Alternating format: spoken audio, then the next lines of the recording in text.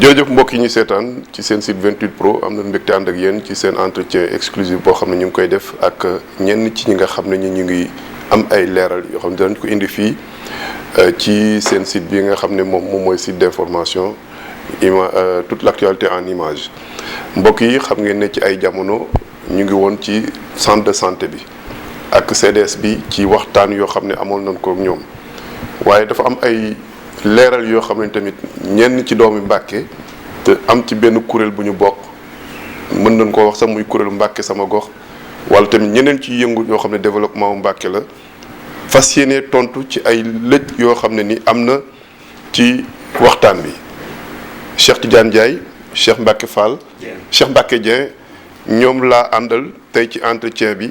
ñoom ñi nga xam ne maanaam am na lu bëri loo xam ne tey daañu ci ànd ak yéen ñu leeral askan wi lan moo sooxe lan mooy décanter situation bi ci centre de santé bu Mbàkke ak yan jéego lañ war a dox ba loolu yëpp saafara ci nu mu gën a gaawee mbokk yi topp leen ñu ànd ak yéen ci waxtaan boobule. Cheikh Tidiane Ndiaye moom la ñuy njëkk a àndal ci waxtaan bi Cheikh maa ngi lay nuyu. maa ngi leen di fay Sidi Diakhaté di nuyu waa 28 pro di ñaan site bi yàlla def ko mu doon ay site ak ay télé. Cheikh Tidiane Ndiaye di coordinateur xalaat santé ngir Mbàkke di nuyu mbooleem xalifa généraux yi nekk ci biir réew mi yëpp. di nuyu waa xalaat santé di nuyu waa Mbàkke di nuyu mbooleem famille yi nga xam ne ni aussi mooy suñu famille di famille Mame Lamine Gassama di nuyu mbooleem ñi nga xam ne ni ñu ngi jàppale ci xeex bi nga xam ne mooy xalaat santé ngir Mbàkke. waaw xalaat santé ngir Mbàkke suñ ko waxee maam lu ci ëpp commune bu Mbàkke département bu Mbàkke dong la fan la ci ñaar yooyu.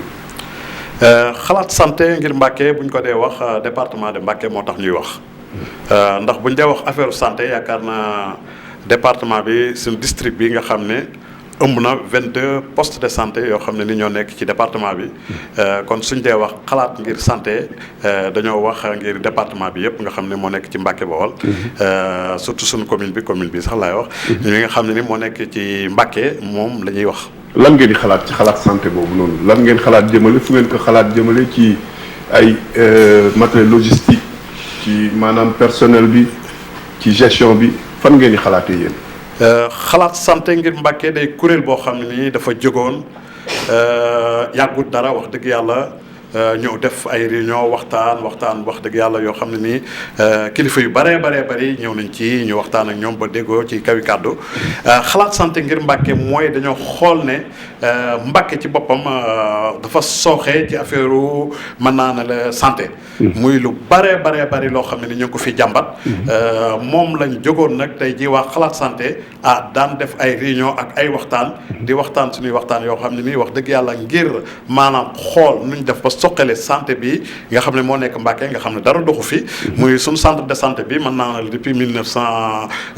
defe naa 63. 62 defe naa dañ ko fi defoon ba léegi maanaam boo ko seetee bañ ko fi defee ba léegi dara lu fi am changement amul.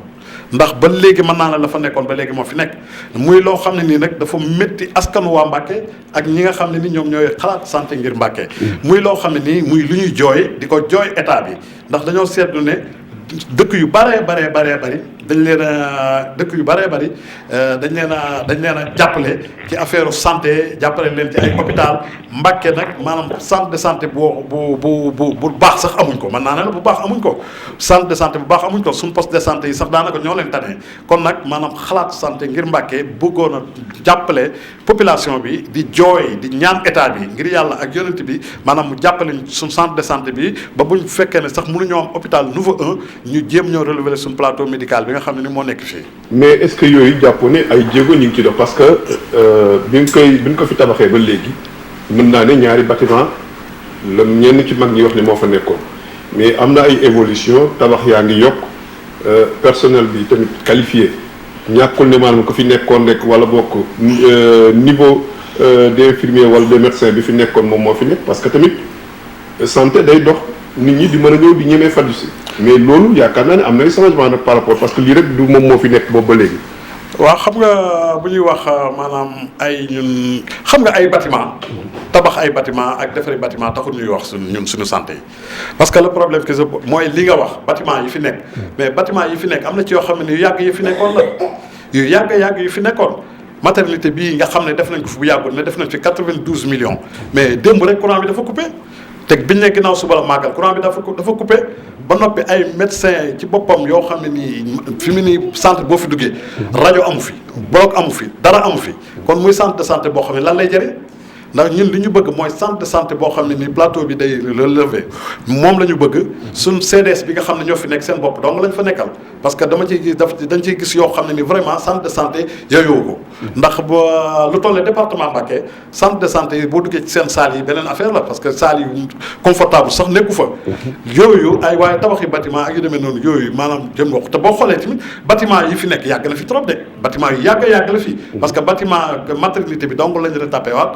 daal ne def nañ ci 92 millions te boo xoolee buntu yi nga xam ne ni ak fenêtre yi sax ñoo fi nekkoon te médecin chef ci boppam man am na benn bis boo xam ne invité nañu Daaru Rahman bi ma waxee moom xamal na ma carrément la fi Iba Gueye nekkoon la fi Iba Gueye defoon na fi nekk ba léegi mais kon kay maanaam avancement amul ci suñu centre de santé bi. à qui la faute donc. maanaam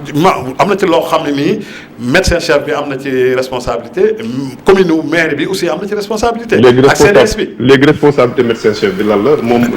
dafay génn ci gafakaam tabax wala changer wala dafay dox ay jéego yu ko mën a changer centre de santé bi. waaw oui mais médecin chef ci boppam lu ñu ko jëlee bu loolu lañ ko jëlee.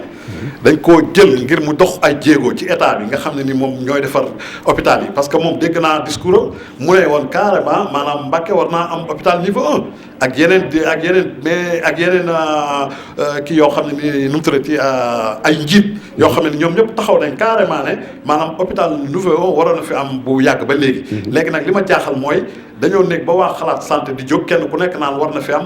te loo xam ne ni waroon na fi am depuis bu yàgg ba léegi. dama xalaat du ngeen jóg rek. léegi nag le problème mooy ñoom ci seen bopp. dama yaakaar ne bu leen soxlaaloon. mooy autorité yi suñu autorité dëkk bi yëpp laa wax bu leen soxlaaloon boobu ba léegi normalement war nañoo mën a am même bu ñu amul sax hôpital niveau 2 wala niveau 3 ñoo am hôpital minimum niveau 1. léegi tudd nga ko ba seen biir wax yéen a ngi ne CDS bi am nañ ci part de responsabilité CDS bi ne defuñu seen liggéey. yéen li ngeen di reproché CDS bi te ngeen gis ko yéen lan la. non CDS bi parce que man dama yaakaar ne CDS bu ñu fi nekkee dañ fay nekkal ngir askan wi maanaam bu amee ay manquement yu am ci biir centre de santé bi CDS bi jàpp ci parce que maanaam li nga xam ne ni manqué na ci centre de santé bi bari na fi trop. mais CDS bi jàpp ci dara. parce que maa ngi dégg seen président mu ne indi nañ fa ay draps de lit plus de 300 draps de lit. mais centre de santé bi même maman bi mu koy wax nga xam ne booba DG Galaba ñu ngi koy nuyu au passage parce que vraiment bi mu déggee suñu coow wax dëgg yàlla indi na fa ambulance médicalisée ñun instant yi nga xam ne ni ci la ko doon wax maanaam instant yooyu ci boppam maanaam lañ dugg ci centre de santé bi pour xool maanaam li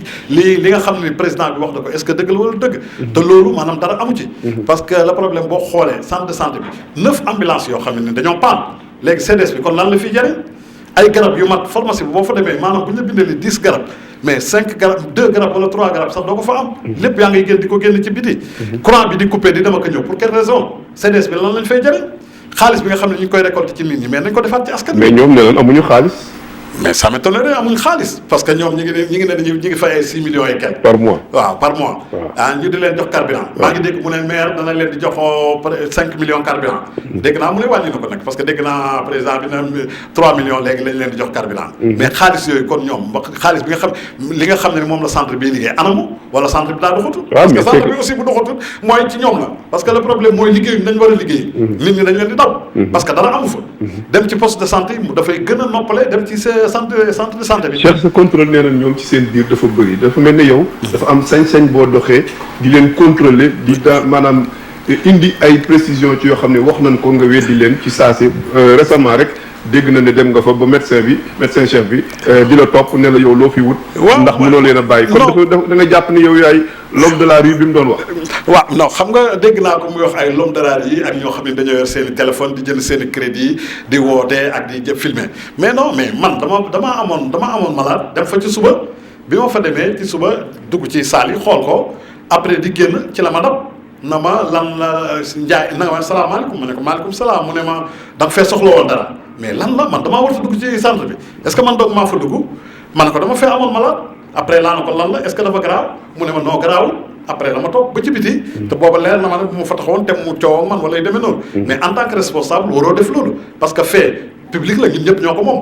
voilà moom amul droit naan mën dafa fekk kenn naan ko loo fi def parce que ku am malade ku nekk war nga faa def. li ngay wax aussi non ñun maanaam amuñ dara lu ñuy xool parce que ñun Mbàkke daf ñoo ñor. ñu dëkk ci dëkk bi. ñu xamal ñu carrément maanaam centre de santé bi demeetul nam demee woon. moo tax ñu di fa dem di fa wax mais comme li ma lay wax rek ñun bu fekkoon ne faju la peut-être mën nañoo dem faju ji feneen mais askan wi nga xam ne nii wax dëgg yàlla dañoo néew doole. nga xam ne nit ñi dañ leen a war a jàppale ñun moo tax ñuy coow ak a xeex. loolu ci boppam ñun la ñuy dox mais doxuñ ngir contre kenn wala di xarab kenn wala di xeex kenn parce que soxluñ fa dara ñun. kon nag maanaam jàppale askan wi moo tax ñuy def loolu. alors lu lan moo waral sa tànk tamit ci jéegoy ambulance yi yow ambulance yi da nga ciy wax ambulance yi panne la nee nga 9 ambulance la est-ce que yéen da ngeen a pare yéen xalaat santé pour jàppale leen ci dépannage yi wala da ngeen maanaam bëgg ñoom seen bopp ngeen gësam leen ba ñu mën a régler situation boobu. non mais xam nga Sidi Diakhaté moom médecin chef bi ci boppam moo njëkk ne maanaam hôpital bi daa feebar. maa dégg discours mu ne hôpital bi dafa feebar wax na dëgg hôpital bi daa feebar ndax bu feebaree amul ay ambulance mais lu toll ne ay ambulance maanaam ñun bañ fay dem man ba mu fay dem di ko photo booba am na booyam bu ñuy wax Assane Ndaw ñëw na laaj ma lu tax ngay photo ma ne ko léegi damaa bëgg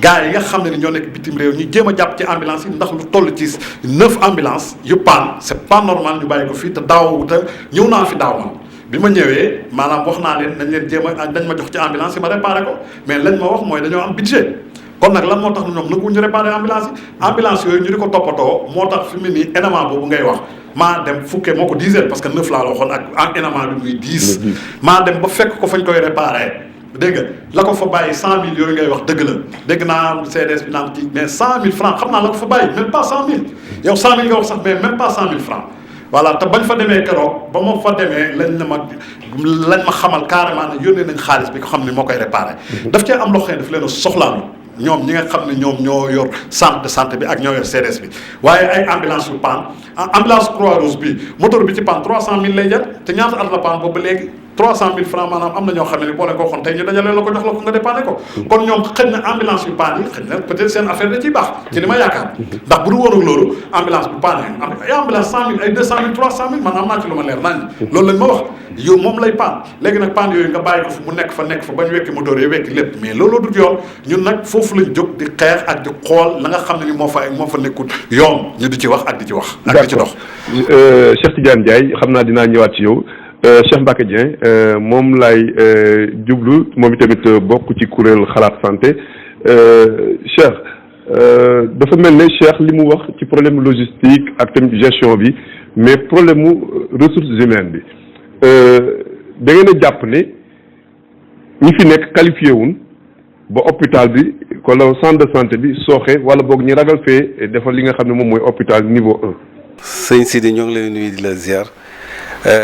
di rafetlu vraiment li ñu accompagner ci suñu lutte bi nii quoi ak leeral yi ñu ci war a mën a indi waaw li nga wax ci concernant personnel bi xam nga le problème foofu tamit il faut ñu teg ci baaraam parce que boo amee personnel boo xam ne nii ils sont mal formés waxuma nag personnel yi jëm ci infirmier ak les médecins mais dafa am yeneen personnel bu fa nekk boo xam ne ay ASC lañ leen di tuddee ay xawma je sais pas quoi ñoo xam ne amuñ professionnalisme ba ca war ba pare amuñu motivation ba ca war aussi nit ki boo ko tegee fenn mu fay xarmat 24 heures du liggéey comme koo xam ni vraiment dañ la embauché di respecter tes heures te amoo vraiment amoo ci li ngay yëngatu gisoo ci sa bopp pour mën a dimbali maladie répercussions yi yëpp ci kaw maladie lay tombé waat parce que boo motivé wul ñooy employé yooyu nan la ñuy def raqueter maladie di leen bindali ordonnance yu dul jeex ordonnance yi dooñ ko finir ñu jël la resté ordonnance yi denc pour jaayaat ko leen ainsi de suite nuñ mën a def ba profité ci maladie dañ ko def ba pare aussi la leen metti ci le fait que amuñu motivation mooy waral ñàkk kersa genn gi nga xam ne moo am ci yenn personnel yi de santé yi fa nekk te loolu nañ gi nga nañ leen teg fi mu méttee nañ ci teg loxo ñàkk kersa gi ëpp na ci centre de santé bu Mbàkke ak feneen ak feneen te loolu li ko waral lu ci ëpp manque de formation nga ci li ci des itam muy manque de motivation ñun nag taxul ñuy wax ndax ñun seen ñàkk kersa mën nañoo ump seen aussi raquette yooyu ñuy def mën nañoo ump parce que mën nañoo fajoo feneen fu dul foofu. fan ngeen di jëlee information yooyu donc. mais dama koo dund man dama fa dem feebar naa am lu ma metti guddi mais comme que mën naa ko defe ji feneen mais dama ne c'est à 0 pas ak sama kër mais naa dem foofu wuti lu ma soulager ànd ak sama benn mag mais ba ma demee gis naa fa loo xam ne ku ma ko nettaloon en 21e siècle ni mi nga am ci centre de santé bi ma weddi ko ñàkk kersa goo xam ne dem na ba xuloo malade bu souffrir di metti ñëw na la rek drap de lit bu ma mën a lal ci matelas bi pour tëdd nga koy reetaan di ko manquer de respect parce que laaj na la drap c'est injuste et c'est inhumain dem ca bay xuloog sama sœur ba cay waxante wax ju dépassé génnal ci biti mais xaj sax kenn du ko dàqee noonu il faut qu'on se respecte loolu nag lu ko waral du ma leen en vouloir ñi leen jël teg leen ci centre de santé ba ñoo yor responsabilité boobu maa ngi fa fekk ay moustiquaires yu tilim ñuul kukk yoo xam ne loolu rek mën na maa yokk feebar plastique matelas boo xam ne nii ma fekk fa ay vieillards yoo xam ne ñu ngi leen hospitalisé salle boo xam ne 2 personnes ëpp na fa ma gis fa 3 malades ma war a ñoo nekk leen 4e mais fan lañ nekk 21e siècle ngay gis lu mel noonu ci centre de santé Mbacké boo xam ne ñoo ngi ko def depuis 1932 man yaa de cela 30 ans feebar naa hospitalisé fa conditions yi ma nekkoon moo gën 1000 fois yi nga xam ne moom laa fa dellu nekk récemment donc personnel bi tamit ña ko fa teg am nañ ci part de responsabilité. lépp rek yéen koy pointer du doigt au médecin chef. soit que ce soit le médecin chef wala muy ci comité de santé bi wala muy le médecin wala muy le maire man dama yaakaar ne maire Mbacké su fekkoon ni wax dëgg yàlla def na la ko war dafa war a démissionner bu dee am na responsabilité benn boo xam ne engagé wu na ci moom ci centre de santé bu Mbacké bii ak la am ci centre de santé bu Mbacké mu nekk fi 7 ans. même situation ndax man situation boobu ma fa dund y a de cela 2 ans ëpp na 2 ans ba mu fa amee léegi nga demaat fa récemment bi Gallo Ba di joxe ambulance bi ñoo ngi koy remercier de passage ndax suñ coolee waral ambulance boobu bi ñu fa duggaatee ci salle bi maag Cheikh Ndiaye mi ak Naar ñoo ànd bañ fa duggaatee même situation matelas yi ak salle d'hospitalisation yoo xam ni 2 personnes na fa war a nekk ñu fay dugal ay 4 malades ku nekk ak sa feebar te ñoom seen loolu responsabilité maire da cee war. maire mën fee nekk 7 ans centre de santé bi di souffrir di am ay manquements yoo xam ne nii wax dëgg yàlla am na ci loo xam ne nii ci responsabilité am la doon. ñu wëlbatiku ñoom dama yaakaar ni Sidi comité de santé bi CDS boobu ñuy wax bu doon ni ñoom ne nañ tout est parfait chambre yooyu salle d'hospitalisation yi est-ce que ñoom nañ ko comparer ak seen néeg bi ñuy tëdd ñoom. salle d'hospitalisation normalement war na nekk ci condition boo xam ne yow ma koy gérer est-ce que buñ la fa tëraloon di nga fa tëdd. ah mais y a des ventilos yoo xam ne ñu ngi fonctionner. ventilo. y a des draps yoo xam ne. non. récemment ak tamit yoo xam ne maanaam mën na salle climatisée yaa ngay dox. non loolu. lan mooy problème bi ko. loolu amul gisuma fa climatiseur buy dox ndax dem naa fa demati fa gisuma fa ventilateur bu baax. ventilateur jamono yu tubaab yi plafonnier yoo xam ni yëpp ay yàqu fonctionné wul te ventilateur dafa arrangé wut salle d'hospitalisation yee ndax seen xataay ak manque d'aération bu fa nekk fenêtre yu dajjeeku yu yàqu yoo xam ne ni yooyu rek mën na leen a gën a tee lor dañ ko war a 5 salles climatisées ko yomb na 5 salles fa nekk ñu bëgg ko 6 chargé kon CDS bi bu dee ni liggéey nañ fa man leen di xaare mooy salle d'hospitalisation ñu comparé ko ak seen néeg yi ñuy tëdd kon dañ xam ne liggéeyuñu bu dee am na benn responsabilité boo xam ne mu ngi ci ñett yi amel nañ àq askanu Mbacké que ce soit le médecin chef que ce soit le maire ak CDS bi amel nañ àq askanu Mbacké parce que Mbacké ne mérite pas ça. alors kañ ngeen gëj a toog ak ñooñu CDS muy personnel bi muy médecin chef bi. je pense que on n'a pas besoin ñuy toogandoo ak ñoom. ah mais parce que da ngeen di kaas loo xam ne nii c'est pour l'intérêt de Mbacké mais ñoom yéen bu ngeen toogut ak ñoom pour wax leen ne leen lii moom mooy problème bi ñoom peut-être mën nañ koo bañ a constater. xam nga ki ngay toogal day fekk mu am volonté manque de volonté bokkul ak koo xam ni dafa xamul wala dafa bëgg liggéey te xamul nu muy def wala dafa bëgg ku ko dimbali ci li muy liggéey Macky ak manque de volonté weesul ñoom ñëpp ku ci nekk da ngay dénigrer ci lii ñuy def ñun muy xalaat santé di dénoncer situation boo xam ne ay nit a nga fay dund xam nga ki ngay toogal rencontre ko wax ak moom day fekk mu nekk de bonne foi xam ni kat wax dëgg yàlla bëgg na defar mais xëy na am na lu ko empêché loo xam ne bu ngeen waxtaanee mu teg baaraam fa nga xam ne moo indi problème bi ngeen mën a ànd résoudre ko ensemble mais maquillage ndax xam na ni du seen intérêt situation yi réglé wu moo tax rencontrer leen amul sens parce que boo leen rencontrer day mel ni ñi ngay seeti dañoo am volonté te amuñ capacité wala possibilité buñ ko defee. doomi dëkk bi ngeen donc pointé ngeen du doigt au maire ndax li ngeen a toog ak monsieur le maire ngeen ne ko gis nañ ne maanaam CDS bi wala gis nañ ne centre de santé bi fii moom mooy problème bi dañoo bëgg maanaam ñëw accompagner la ci lii wala boo xalaatal la nga def lii am na une fois wala. mais loolu bu daree dem ci am maire kon na maire bi démissionné mooy li ma doon wax itam parce que maire bu fekkee ne dafa ami conseiller am ñu jox ko privilège yoo xam ne jox ko pouvoir tous les pouvoirs nécessaires jox ko information yépp yu mu war a am mais xam nga incapacité weesu loolu en tant que maire boo amul capacité xam li xew ci centre de santé ak dëkk bi ngay administrer ba ay association ñooy war a ñëw di la rendre compte wala di la wax naan fii mooy metti ñu xam ne ñun am nañ problème mu njiit nit ki mënuñ laa fal jox la moyens nécessaires yi war yépp nga wëlbatiku yow la war ci sa liggéey ay nit di ñëw di la ko jàngal si foofu mooy incapacité boo xam ne bëgguma askanu Mbàkke di fa taxawee Sénégal dañoo war a jóg ci loolu mentalité boobu ay njiit duñ nekk mieux informé que nous gën a xam la fay metti wëlbatiku di xaar askan wi war a ñëw di leen joytu ndax loolu lañ ci bëgg xam nga ñoom li ñuy xaar ngay ñëw di leen joytu mel ni seen yëfi bàyyi lañ yor wala seen wala dañoo dond liñ yor ñoo ko moom xam nga liñ ciy xaar nga ñëw di leen yalwaan. waaw mais moom ko moom moo tax nag ngeen war a dem nag leen nag lii ngeen yor fii moom mooy problème bi wax leen ñu lan mooy problème bi ñu ànd ceeg yéen mais bëgg waaw mais yéen demu leen ci ñoom tamit bëgg wax bëgg. le médecin chef rencontré nañ ko le maire xam ne exactement li ci nekk ndax d'une part aussi lii tax fuite de responsabilité am le maire bu feebaroon du fajoo ci centre de santé bi saaliye xalaatu faa tëdd mais nag Sidi njiit bu mënta xam lam jiite situation ba ñuy dund man je pense que dugguma ci association pour di topp ci ginnaaw qui que ce soit di la raayal sa ginnaaw te la ñuy xaar ci ñun mooy ñuy topp ci seen ginnaaw ñoo naan leen lii parce que le maire à chaque fois dañuy dégg mooy il faut aller vers l'information il faut xam nga loolu ay nax la rek nuñ mën a def bay nax askan wi naan il faut aller vers l'information boo xam ne ñu détenir information bi gis nga ko woote nga lañ la wax tout est positif tout est bien xam nga loolu manque de volonté weesu loolu yow Sidi Diakhaté bu ñu la dugaloon ca saal yi bëgg la fa tëral nga bañ et pourtant bi nga invité ñi nga xam ne ñoo jor responsabilité bi dañoo wane ni tout est ok tout est bien. te tey boo feebaree. ànd naa ak ñoom ñuy visiter et puis mi ngi fonctionner comme les ventilos les clim mi ngi doon fonctionner gis naa fa ay drap mais lépp mi ngi doon fonctionner nag mais peut-être yéen li ngeen bëgg moom mooy de luxe peut-être. non y a pas de luxe c'est le minimum. yàlla minimum dafa war a mën a am nee naa la 5 salles ku amul capacité boo climatiser 5 salles climatisées te c'est pas gratuit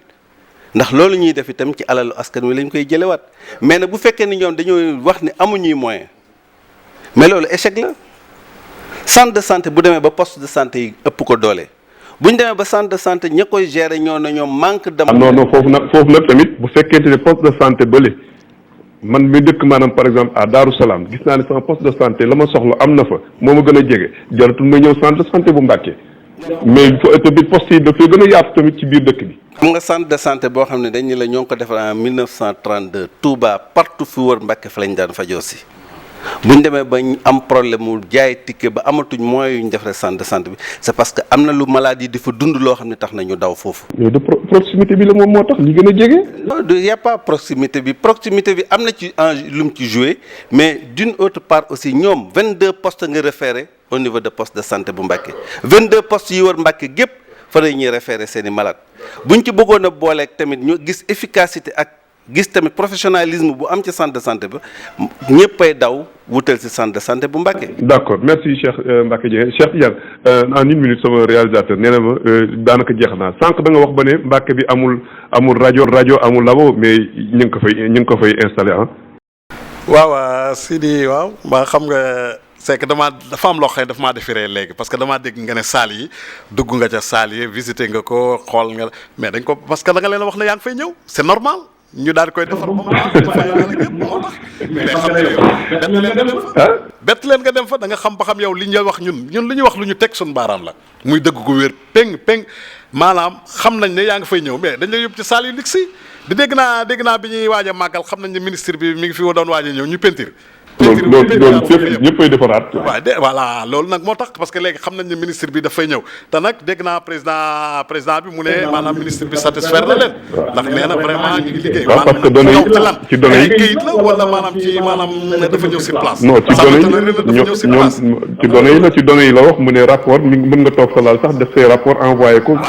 mais loolu yomb na mais loolu maanaam ministre bi bu doxalee boppam ba ñëw fii te incha allah bu soobee yàlla danañ ko rencontré bu ñu demee danañ ko wax. waaw ñëw ci ñëwal ci rajo bi nga ne amu fi ak labo bi. non rajo bi labo mi ngi fonctionné labo bi moom mi ngi fonctionné. waaw amu fi woon labo bi. xam nga dégg naa mu naan maanaam labo bi ñi koy def maanaam labo bi maanaam ñi ko doon def maanaam échographe pardon ñi ko doon def Jurbel lañ daan jóge di ñëw ku jigéen te pourtant am na sage-femme yu nekk fii yoo xam ne mën nañ ko Jurbel la daan jóge di ñëw di ko def si. te xam naa ba léegi mi ngi koy def parce que tam ñi pourtant am na ñu nekk fii ñoo xam ne war nañ koo mën a def te xam nga Sidi maanaam keroog seen discours boobu ci laay dellu si waat li ma ci gën a métti mooy ñoom biñ jëlee parole wax dëgg yàlla waroon nañoo rendre hommage ñi nga xam ne dañ faa faatu bu yàggul nga xam ne sage-femme boo xam ne kooku bokkoon ci ñoom nga xam ne gore ndeysaan maanaam affaire asma moo ko daane woon mu faatu yàlla na ko yàlla yërëm te xaare ko àjjana ba ñuy wax waroon nañ ko rendre hommage lu bon sax ak ñeneen sage-femme yoo xam ne faatu nañ fa waaye bañ jógee dañoo daal di jël rek ñay ratatateeg lom de yeeg nangam ak nangam ak nangam xam nga loolu ci boppam mooy maanaam dañoo mel na ñu xamul sax ni ñuy waxee ak doomu aadama yi te ñooñu li ma ci gën a naqari encore maanaam podium ba ñu def ko ci salle de hospitalisation bi nga xam ne nii malade yaa ngi fa tëdd muy raisonné ci biir te li ñu ko wax mooy dañoo dem ba ci biir dégg muy raisonné. ah mais loolu ku nangu loolu. mais tamit dañ koo politiquer. du yoon yow xam nga ne ba nga ñëwee fekk nit ñi hospitalisé foofu ñuy tëgg foofa ko fecc mais du yoon c'est pas normal te loolu yëpp affaire politique la quoi affaire politique ñun nag affaire politique yooyu xamuñ ci dara wax dëgg yàlla keroog DG Kala ba moo ñu woo association bi ñu dem fa. day politique gis ngeen mairie ba la attaqué foofu noonu buntu centre de santé bi wax nga mais tamit léegi yéen a ngi koy remercier de passage léegi yéen a ngi indexé monsieur le maire parce que tamit yéen da ngeen wane seen féete acte bi mu def non acte bi mu def ku ko def rek ñu remercier parce que ñun bu ñu sañoon maanaam ku jël indi fi dara ñu daal di ci jàpp ñu daal lay jàppale parce que ñun loolu lañ bëgg dañoo bëgg di wax nit ñi dañuy jàppale ngir yàlla loolu la ñu bëgg voilà le problème mooy fi mu ni suñu association bi dem nañ wër chef religieux yi nga xam ne ñoo nekk Mbàkke am nañu des danañ fa mottali tey jii incha allah buñ fa jógee danañ seeti xalifa bi waxtaan ceeg moom parce que lii ñuy def maanaam dañ koo def ngir askan wi. bu ngeen fa jógee tamit seetiwaat CDS bi toogaat ak ñoom ñu régler problème une bonne fois. nga bu fekkee ne ñun maanaam c'est que li ñuy bañ rek. wala ma defal leen benn rencontre. non ñun. mën naa leen defal benn rencontre. non rencontre boo xoolee dañuy toog ngeen di wax ñu enregistré ko ñu leeral plateau. moom parce que rencontré nañu ak moom Dar Rahman. d'accord te moom dafa wax carrément incha allah lu bëri dana changé. voilà booba ay temps gars yi nee nañ ma am na lu fa changé. mais ginnaaw mais dara changé waatu parce que man dem naa fi voyage bu ñëwaat tey la gën a pire. kon nag maanaam rencontre bi jëriñu dara. di rencontré ak moom la ñuy dem fa nga xam ne ni ñoo ko yilif ñu jooyee fa suñuy ronk xëy na ñu fongal ñu ko. Diane Ndiaye xam naa ne malheureusement li ñu bëggoon wax danañ ko yaatalaat ci yeneen jotaay parce que moment bii ñu toll suñu réalisateur nee na ma temps bi mate na Cheikh xam naa nit ñi fi nga tàggatoo wax rek. waa jërëjëf maa ngi leen di nuyu yéen waa 28 Pro vraiment di kontaan bu baax a baax ci émission bi di leen ñaanal yàlla na leen yàlla jàppale te di leen waxal ne nag jàppale leen xalaat santé ngir Mbàkke te mooy ñun ñëpp askan wi ci lañ bokk. jërë ngeen jëf Cheikh Mbacke waaw. waaw avant may tàggatoo ak yéen daal vraiment bëggoon naa leen wax ne aussi échec weesuwul ñu dem ba courant centre de santé bi di coupé. biig si guddi courant bi coupé. mais loolu problème joncteur loolu waxoo ma moom moo feebar te ñu koy changé. excuse moom kooku kenn waru ko créer excuse ci loo xam ne question de vie et de mort la ay laboratoire nekk fa ainsi de suite ñuy seetaan ba centre de santé bi courant di coupé te depuis màggal bi léegi ñoom xam nañ ne dañoo am problème courant ndax mu nanguwu ñoo mettre les moyens nécessaires pour régler situation boobu parce que yaakaar nañ ne ay bàyyi ma ñoo nekk ci seen ñooy hospitalisé wu ci seen centre boobu manque de respect weesu situation bu mel noonu leneen li si des muy ni vraiment ñun yaay nañ xëy na sax leeral moo ñu indi mais ñun li ñu visé mooy ñun dañoo mérité mieux que centre de santé hôpital niveau 1 la ñu bëgg ndax crédit yi état bi soustraire di leb ay milliers de milliards di ko jëlee à l'étranger di ko indi ci réew mi ñun dañoo bokk ci ñi koy fay kon dañoo am droit à la santé wax dëgg yàlla sonn nañ ci référé te référé ambulance amatuñu ko ndax ay réfèrement lu ñu malade bu ñëw ñu évacuer la war nañoo mën a jox ñu le minimum ñu am hôpital niveau 1 boo xam ne vraiment soulager askanu Mbàkke non mais dispensaire bi am na dossier boo xam ne nii dispensaire bi hôpital niveau 1 la waroon a doon daa waroon a dem ba sës ak maire bi waroon nañoo yokkaat bâtiment yi tout ça projet baa ngi ci suuf ñu teg ci suuf ñu teg ci suuf xëy na nag ñun buy waa askanu Mbàkke yëpp jàppale ñun waa association bi ak kilifa diine yi nga xam ñi nga yaakaar seen ñaan aussi dinañ dem ba dindiwaat dossier boobu teg ko sur table et puis ci élection yi jub si dinañ fexe ba vraiment candidat boo xam ne nii wax nañu lu doy suñu xel que ni kat wax dëgg yàlla dina dimbale askanu Mbàkke ba bu yoratee mairie bii dimbali ñu bañ am hôpital niveau 1 dañ ànd ak yow liggéey yow pour l'intérêt de Mbàkke di leen sant di leen gërëm nag di remercier tout le monde. merci beaucoup waa xalaat santé bu Mbàkke ñoom laa dalaloon mbokk yi ci seen entretien exclusif boo xam ne nii jëm na ci leeral lu bëri mbokk yi ñu seetaan daañu ko gën a yaatal Cheikh Tidiane Ndiaye Cheikh Mbacke Dieng ñoom tamit maa ngi leen di gërëm bu baax a baax ñoom laa dalaloon ak seen kuréel gi yëpp di leen nuyu de passage merci beaucoup waa xalaat santé gi yëpp xam naa ne tamit xalaat santé danañ ko yokk ci yeneen jotaay ak ci yeneen branche yoo xam ne daan fa dem dimbale yeneen poste de santé yi nga xam ne tamit ñi ngi nekk ci biir commune bu Mbacke jërë ngeen jëf ci seetaan bi